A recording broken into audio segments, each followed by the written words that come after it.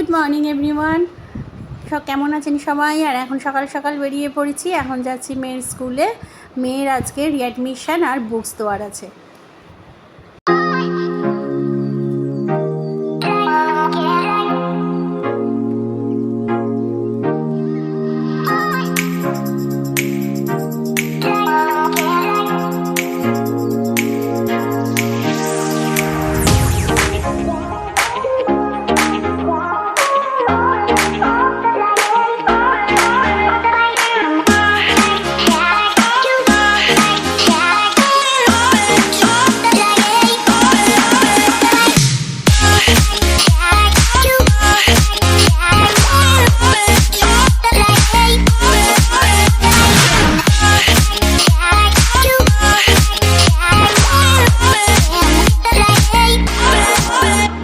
Good morning everyone.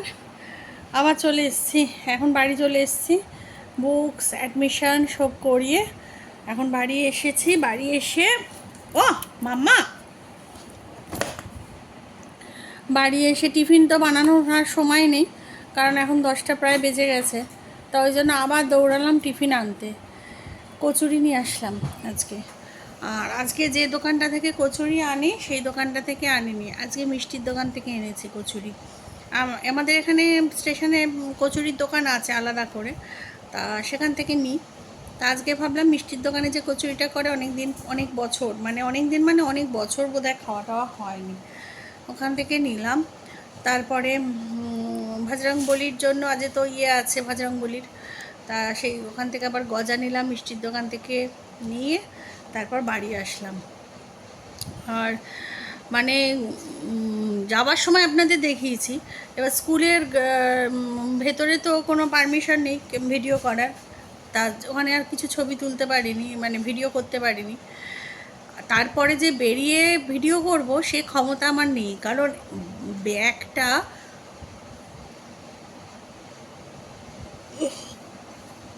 High উঠছে। সে উঠেছি 6:30 পৌনে 7টায়। বুকসের ব্যাগটা এত ভারী হয়েছে, মানে 8-এর বুকস।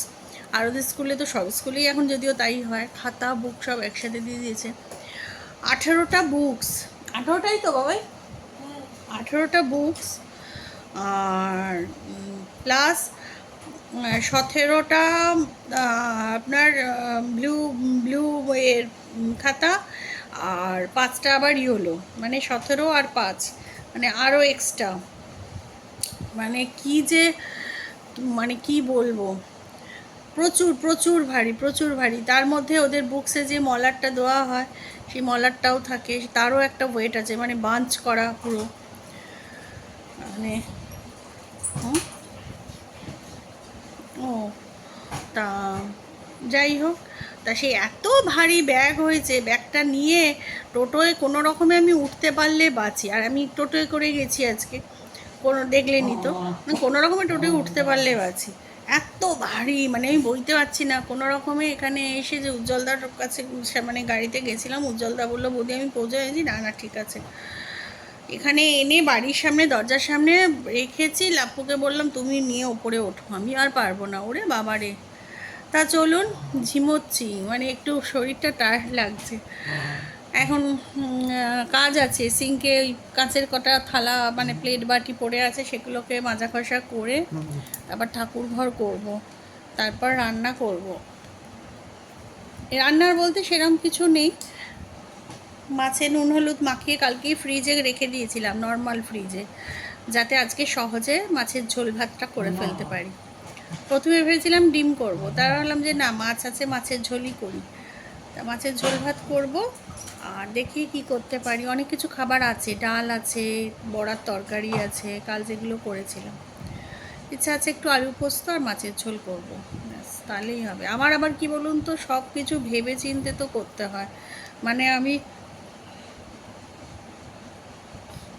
হাইয়ের পর হাই উঠছে, দেখছেন, ঘুম আসছে, চা খেতে হবে। চাও খেয়ে যায়নি, মানে সকালবেলা উঠেছি, উজ্জ্বলদা আসলো প্রায় 8টার সময়, তাহলে ততক্ষণ আমার একটু চা খাওয়া হয়ে যেত। চাও খাইনি, চা না খেয়ে চলে গেছি, ওই জন্য শরীরটা আরও এত ম্যাচ করছে। তারপর ভাবলাম ওখানে গিয়ে স্কুলের সামনে যে চায়ের দোকানগুলো আছে সেখান থেকে একটু চা খাওয়া, দাঁড়ালাম যে না দেরি হয়ে যাবে, বাড়ি যাই, শেরুটা রয়েছে। তা চলুন, পরে আবার আসছি, কথা হবে। এই যে 1 কাপ চা করেছি নিজের জন্য, তখন বললাম না চা না খেলে হবে না, আদা দিয়ে একটু চা করেছি। আর এখানে মেয়েকেও খেতে দিয়ে দিয়েছি, কারণ 10:30 বেজে গেছে। কচুরি আর ছোলার ডাল। তা চলুন, এই যে গোপালকে তুলে এসেছি, গোপালকে স্নান টান করিয়ে বসিয়ে দিয়ে এবার চলে এসেছি আমি নিজের খাবারটা নিয়ে।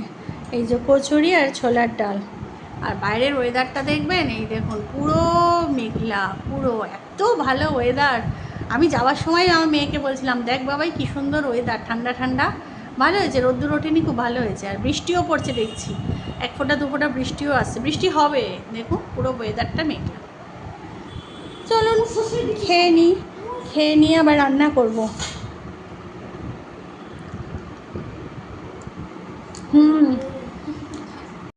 আর এই তো বন্ধু, এখন স্নান টান হয়ে গেছে, স্নান করে আজকে মঙ্গলবার সব পুজো টুজো করে এখন ফ্যানের নিচে বসে আছি। আর এই যে শেরুকে খেতে দিয়েছি, শেরু খাচ্ছে।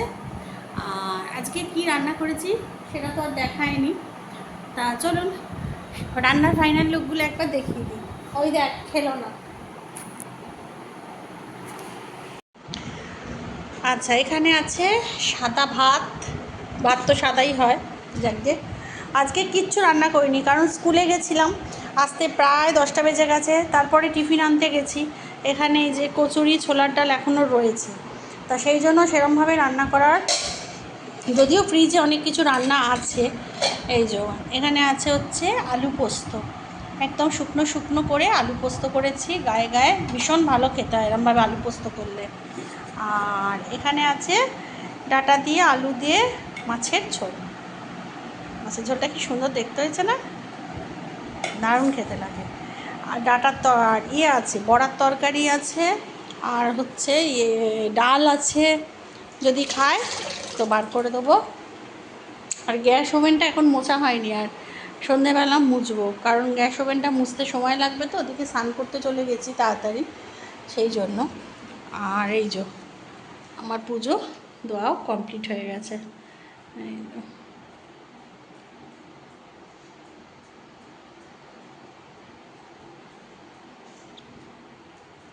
পুজো করার পরে এত সুন্দর লাগে না, মানে ঠাকুরঘরটা দেখতে আমার অপূর্ব লাগে। এই যে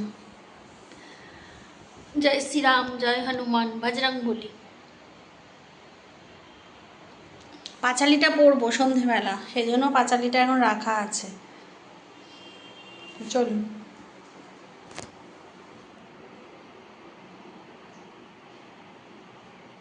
আমার মেয়ে আজকে মঙ্গলবার, এই দেখুন টিকা লাগিয়েছে। আর সোফাটার অবস্থা দেখেছেন, এই দেখুন, সন্ধ্যাবেলায় জামা কাপড় সব গোছাতে হবে, ভাঁজ করতে হবে।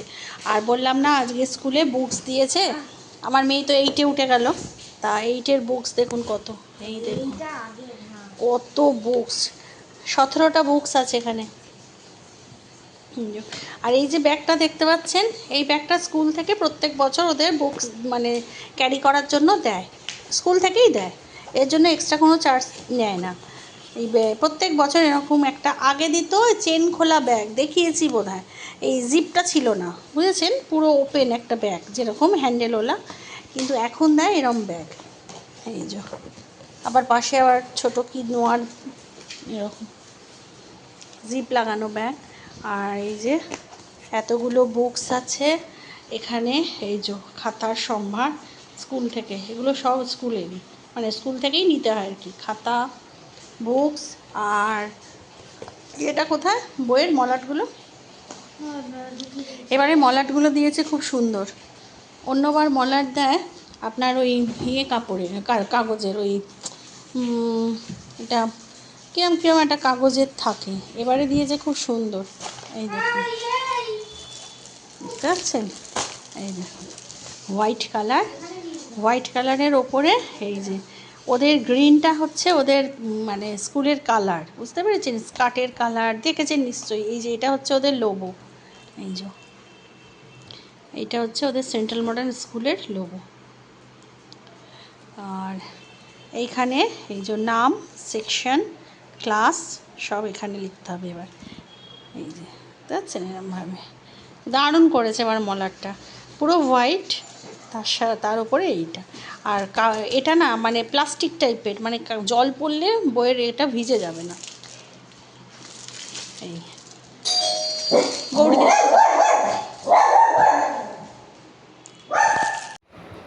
আর এখন দেখতে পাচ্ছেন সারাদিন বাদে বাবাকে পেয়ে শেরুর অবস্থা দেখুন।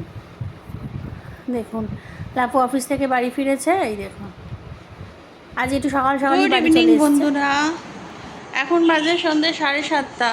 বাবা আমি পড়েই যাচ্ছিলাম হোঁচট খেয়ে,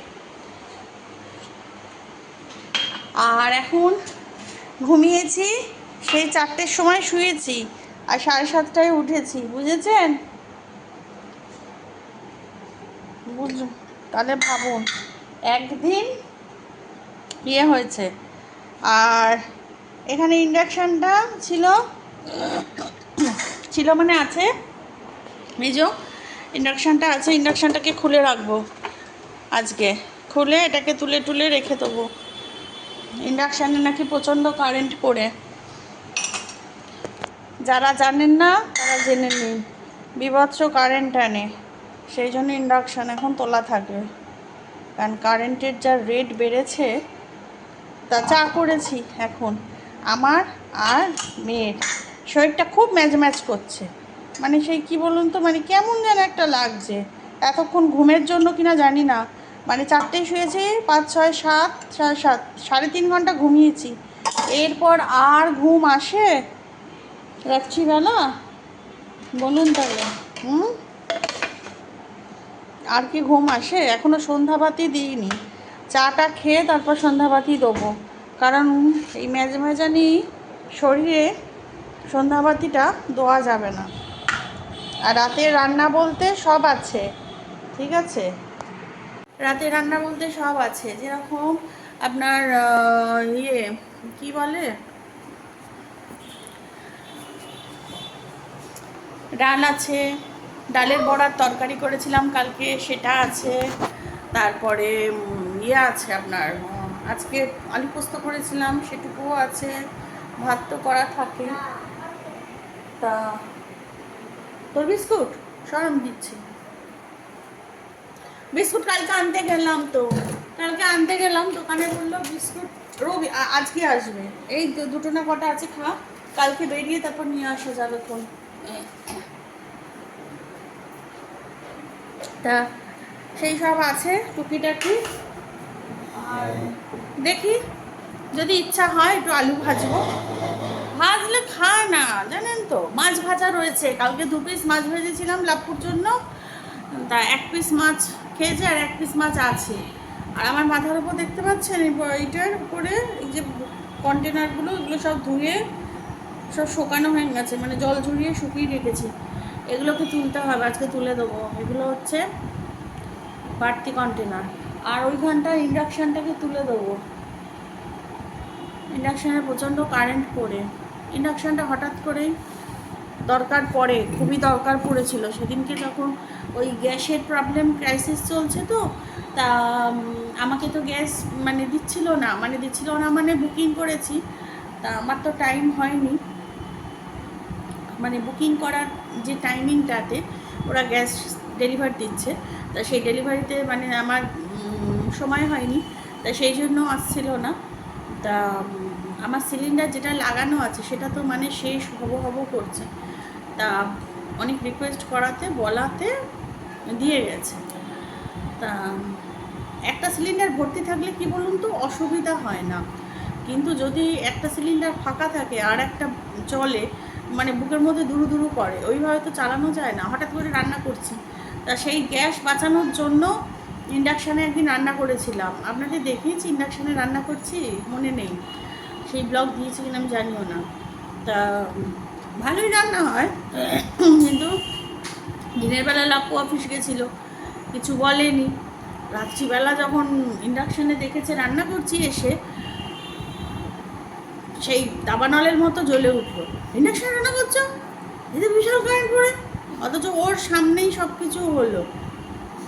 পল্টু এসে প্লাগ পয়েন্ট করে দিয়ে গেল, এই গেল, যা বাবা।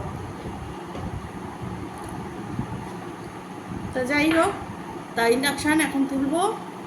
একটা আমার ইলেকট্রিক কেটেল তো ছিল, সেটা তো খারাপ হয়ে গেছিলো 14 বার ধরে, বোধহয় প্রথম থেকেই খারাপ ছিল ইলেকট্রিক কেটেলটা।